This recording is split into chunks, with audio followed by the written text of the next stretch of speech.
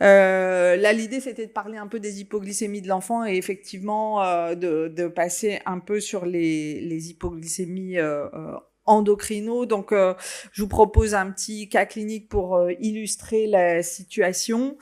C'est une petite fille pour laquelle le diagnostic d'hypoglycémie n'a été posé malheureusement qu'à 9 mois de vie, alors qu'elle avait déjà une histoire néonatale assez chargée. Et c'est malheureusement le cas très souvent dans ces hypoglycémies d'origine endocrinienne par déficit en cortisol, qui peuvent être sous-estimées pendant un certain temps. Donc, c'est une enfant qui a convulsé à 2 jours de vie avec des difficultés d'alimentation, une glycémie un petit peu basse. Finalement, on pose un diagnostic d'infection néonatale.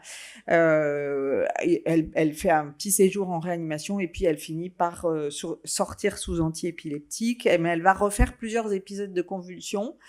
Avec à chaque fois, alors c'est à domicile, alors on a du mal à croire la maman, c'est un peu compliqué. Elle consulte en neuropédiatrie, puis finalement elle finit par venir aux urgences et on finit par identifier une hypoglycémie au moment d'un malaise, alors qu'il y a eu tout un tas d'explorations peut-être à visée plus neurologique initialement pour ces épisodes de convulsions. Et donc elle a un bilan, vous voyez, où elle a une natrémie qui est parfaitement normale à 140, un potassium à 4, mais il y a une glycémie à 0,2. Et elle a un bilan hypophysaire, enfin un bilan thyroïdien qui n'est pas normal puisqu'elle a une T4 libre qui est basse alors que la TSH est normale. On n'a pas d'autres dosages disponibles à ce moment-là, mais ça pose le diagnostic immédiatement, c'est-à-dire l'association d'hypoglycémie récidivante et d'une hypothyroïdie centrale, c'est-à-dire une T4 basse avec une TSH normale ou basse, fait poser le diagnostic d'une pathologie hypophysaire. Et donc, c'est un pan hypopituitaire, c'est-à-dire c'est un déficit hypophysaire combiné multiple, responsable de plusieurs insuffisances antihypophysaires, dont l'insuffisance corticotrope responsable de l'hypoglycémie et l'insuffisance thyréotrope. Donc, elle va être mise sous traitement, mais elle avait déjà probablement des conséquences de ces hypoglycémies répétées. Alors, dans la vraie vie, les gens qui ne sont pas diabétiques, normalement, avec la régulation et la contre-régulation qu'on a pour maintenir une glycémie et avoir un apport énergétique au tissu constant, les patients non diabétiques ne font pas d'hypoglycémie puisqu'on est capable de de baisser son insulinémie, alors que les patients diabétiques ne peuvent pas, et c'est ce qui explique, eux, leur tendance à faire des hypoglycémies beaucoup plus fréquentes. Pardon, excusez-moi. Alors, comment un tout petit peu de physio pour comprendre un peu le rôle des hormones dans cette régulation glycémique. L'objectif de maintenir une glycémie, c'est d'apporter de l'énergie au glucose, et le glucose va être glycolysé pour alimenter le cycle de Krebs et alimenter l'énergie cellulaire. Et donc, pour arriver à maintenir la glycémie et pouvoir fournir cette énergie, et on va chercher le sucre dans le foie à partir du glycogène en faisant de la glycogénolyse. On a des apports exogènes qui nous viennent de l'alimentation, ou alors on est même capable, à partir de différents substrats, de faire de la néoglucogénèse et de régénérer du glucose, par exemple, à partir des acides gras. Donc, l'objectif, c'est vraiment de maintenir cette glycémie. Mais pour que cet équilibre existe, il y a plusieurs facteurs qui peuvent le modifier et qui vont contribuer aux variations. Notre état nutritionnel va influencer tel ou tel facteur. Donc, si vous mangez beaucoup, il va falloir activer toutes les voies de stockage du sucre, soit dans le gras, soit dans le foie, pour arriver à maintenir une glycémie constante le plus longtemps possible. Donc, l'état nutritionnel, le glycogène hépatique et les apports alimentaires vont jouer évidemment sur le maintien de la glycémie. Les voies métaboliques sont extrêmement importantes et leur intégrité est nécessaire au maintien de la glycémie. Donc moi, je ne suis pas du tout spécialiste des maladies métaboliques, mais toutes les maladies métaboliques qui touchent la glycogénolyse, comme les glycogénoses, peuvent générer des hypoglycémies. Si vous n'êtes pas capable de sortir le glycogène du foie, vous ne pouvez pas maintenir votre glycémie. Les pathologies de la chaîne respiratoire, c'est pareil, vous empêche de faire de la néoglycogénèse ou les anomalies de la bêta-oxydation des acides gras. Donc, c'est très important d'avoir ce maintien. Et enfin, j'en arrive, le troisième acteur majeur du maintien de la glycémie, ce sont les hormones. Et donc, on a des hormones qui jouent un rôle. Alors, on a des hormones hyperglycémiantes comme le glucagon, l'hormone de croissance et le cortisol. Et on a des hormones hypoglycémiantes comme l'insuline. Et donc, ces hormones vont pouvoir influencer à différents endroits, que ce soit sur la glycolyse ou la néoglycogénèse ou sur la glycogénèse, donc vont vraiment jouer un rôle majeur. Bien sûr, après, il y a des tas de choses qui peuvent influencer et notre environnement. Si vous avez une insuffisance hépatique, vous ne pouvez pas stocker de glycogène. Donc, c'est évident que les enfants qui sont très malades sont également à risque d'hypoglycémie. Donc, le timing de l'hypoglycémie où ça a survenu, ça nous aide un peu dans essayer de déterminer est-ce que c'est les voies métaboliques, est-ce que c'est plutôt les hormones comme le cortisol ou est-ce que c'est plutôt l'état nutritionnel. Donc, grosso modo, les hypoglycémies de l'hyperinsulinisme chez l'enfant sont plutôt post-prandiales, c'est-à-dire que les enfants mangent et ça augmente encore la sécrétion d'insuline et donc il y a une chute rapide de la glycémie derrière qui va arriver à une hypoglycémie. Les hypoglycémies des insuffisances antihypophysaires, des déficits corticotropes peuvent arriver à n'importe quel moment. Et puis, les hypoglycémies qui sont plutôt liées aux anomalies de stockage de l'énergie, elles vont être des hypoglycémies du jeûne, puisque au début, vous allez pouvoir utiliser le glycogène, mais si vous ne pouvez pas utiliser le reste du glucose, ça prend un certain temps à se développer. Donc, les hypoglycémies, par exemple, des anomalies de l'oxydation des acides gras surviennent un peu plus tardivement. Donc, quand on est face à une hypoglycémie, il faut arriver à faire le tri dans tout ça et savoir si c'est une pathologie de l'insulinosécrétion, endocrino ou des voies métaboliques. Et donc, on fait un prélèvement, si possible, en situation aiguë lors de l'hypoglycémie. Et donc là, les éléments à prélever, bien évidemment, c'est la glycémie, l'insulinémie et le peptide C qui vont vous aider à savoir s'il s'agit d'une injection occulte d'insuline ou plutôt d'un insulinome. Les hormones qui ont une réactivité immédiate, qui sont l'hormone de croissance et le cortisol. L'IGF-1, on ne le fait pas en situation aiguë parce que lui, il ne bouge pas de façon aiguë. C'est plutôt un indicateur qu'on va utiliser, je dirais, sur un diagnostic post-événement. Et puis, on peut mettre les urines au congélateur si jamais on veut explorer les voies métaboliques ultérieurement.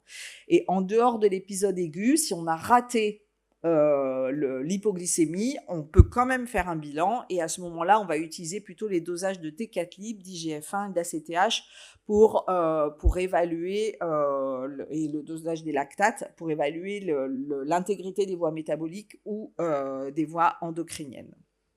Quand est-ce qu'on va suspecter une hypoglycémie d'origine endocrino ?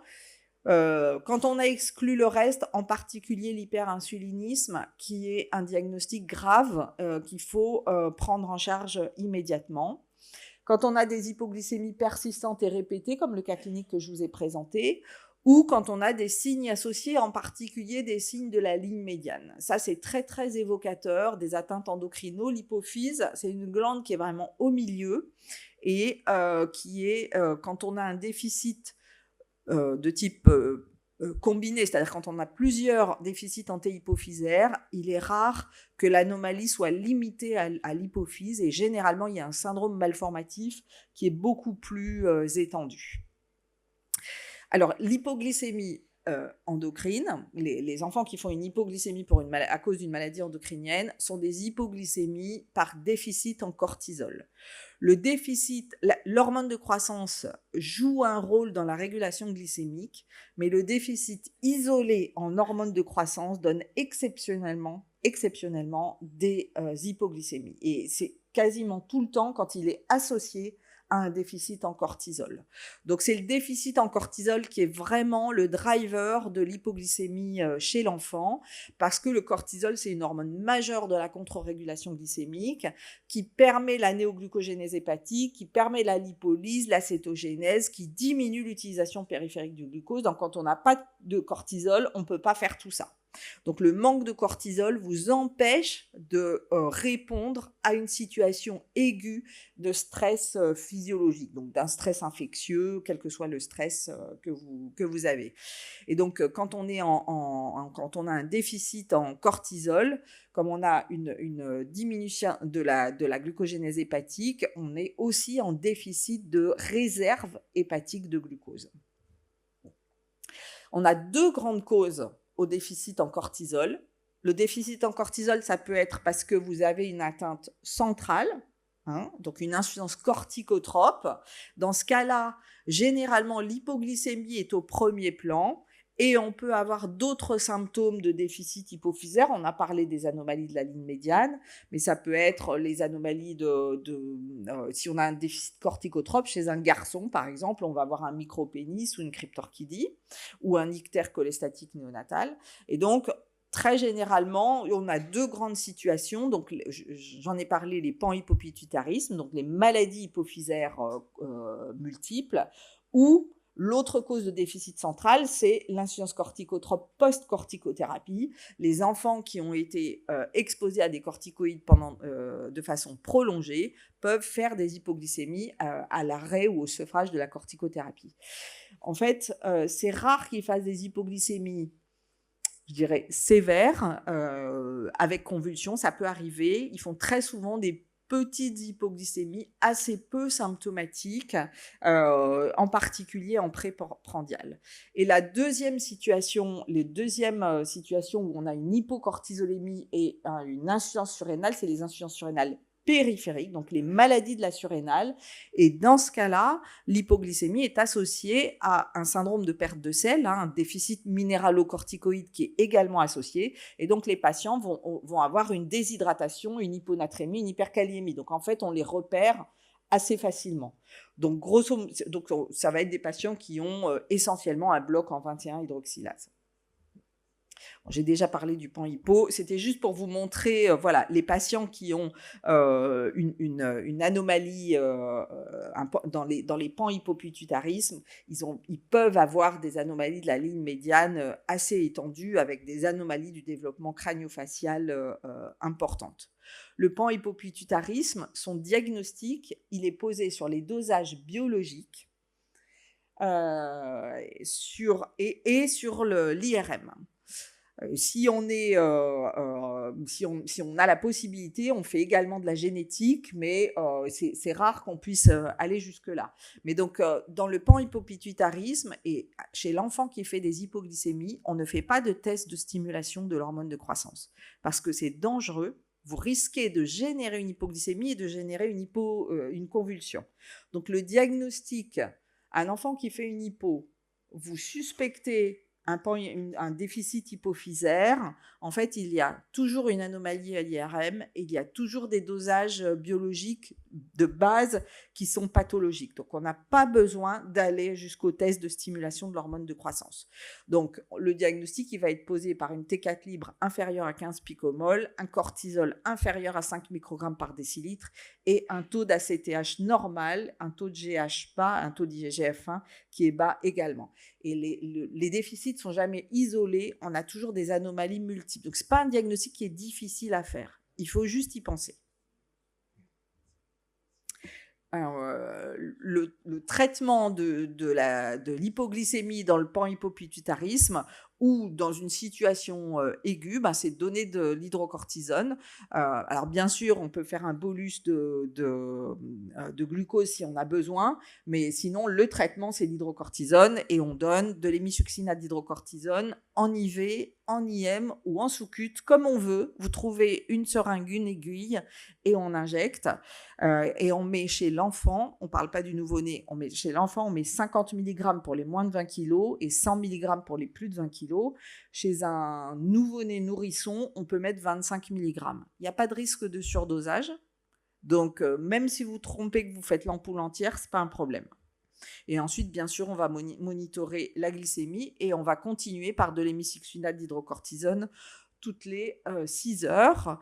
Et en parallèle, on va substituer tous les autres axes qui sont aussi déficitaires, car il ne s'agit jamais, quasiment jamais, d'une pathologie isolée. Donc, on substitue le déficit thyréotrope, on substitue le déficit en hormones de croissance, et qu'est-ce que j'ai oublié ? Et voilà. Et si besoin, on peut éventuellement également traiter l'hypogonadisme. Mais chez l'enfant, c'est pas la meilleure situation, puisqu'on ne fait pas de traitement de l'hypogonadisme entre l'âge de 3 ans et 10 ans. La deuxième situation des hypoglycémies endocrines, donc du déficit corticotrope, donc on a vu tout le côté panhypopituitarisme, et vous vous rappelez que je vous ai dit que les deuxièmes possibilités, ce sont les insuffisances surrénales périphériques. Donc ça, c'est un cas clinique d'une insuffisance surrénale périphérique. C'est une petite fille qui se présente à 15 mois de vie, et donc jusque-là, tout s'était bien passé. Et elle vient avec une histoire d'une gastro-entérite pour laquelle on fait un ionogramme qui montre une natrémie à 130 et un potassium à 6,5, plus une hypoglycémie. Donc là, effectivement, on va vraiment penser à un diagnostic d'insuffisance surrénale. C'est assez simple, l'association hyponatrémie, hyperkaliémie. On pense tout de suite à une insuffisance surrénale et on fait un dosage des hormones. Et vous voyez que le cortisol est un dosage, la CTH est très élevée, donc ça confirme votre déficit en cortisol d'origine surrénalienne, d'origine périphérique, associé à un défaut complet de fonction des glandes surrénales. La 17-OHP tout est indosable. En fait, les glandes surrénales ne produisent aucun stéroïde, ni les glucos, ni les minéraux, ni les androgènes. Donc, quand on a fait le karyotype de cette petite fille, elle a un karyotype 46XY. Comment c'est possible, ça ? En fait, les surrénales, elles servent à produire des androgènes, et dans les surrénales et dans le testicule, dans la gonade d'ailleurs. Les gonades et les glandes surrénales ont tout un équipement enzymatique qui permettent de produire des androgènes, mais dans la gonade de cet enfant, comme il y a une mutation qui est très très haut dans la voie de signalisation, on le voit ici, la mutation est située très très haut dans le métabolisme du cholestérol. L'enfant est incapable de produire aucun des stéroïdes, ni les glucos, ni les minéraux, ni les androgènes. Et donc, même si c'est une gonade qui se différencie en testicule, ce testicule n'est pas capable de produire des androgènes. Et donc, du coup, c'est un phénotype complètement féminin. Et ça restera une petite fille. Donc les hypoglycémies endocrines sont des hypoglycémies qui peuvent survenir à n'importe quel moment, à la naissance comme plus tard, ou n'importe quel moment dans la journée. Ce sont des hypoglycémies qui sont toujours du fait d'un déficit en cortisol. Quand on a une insuffisance surrénale périphérique, on peut avoir un déficit en minéraux associé. Le traitement doit être urgent. Une fois que l'enfant est stabilisé, à ce moment-là, on fait les prélèvements. Mais le plus important, c'est de traiter. Le traitement est toujours le même. C'est l'hémisuccinate d'hydrocortisone en urgence qui va avoir une fonction et gluco et minéralo si vous êtes dans le cas d'une atteinte minéralo-périphérique. Les étiologies on n'a que 2 choses à retenir. Le panhypopituitarisme d'un côté, ou les corticothérapies prolongées, et les insuffisances surrénales périphériques de l'autre, qui sont des hypoglycémies qui sont plutôt un peu décalées dans le temps et rarement complètement isolées.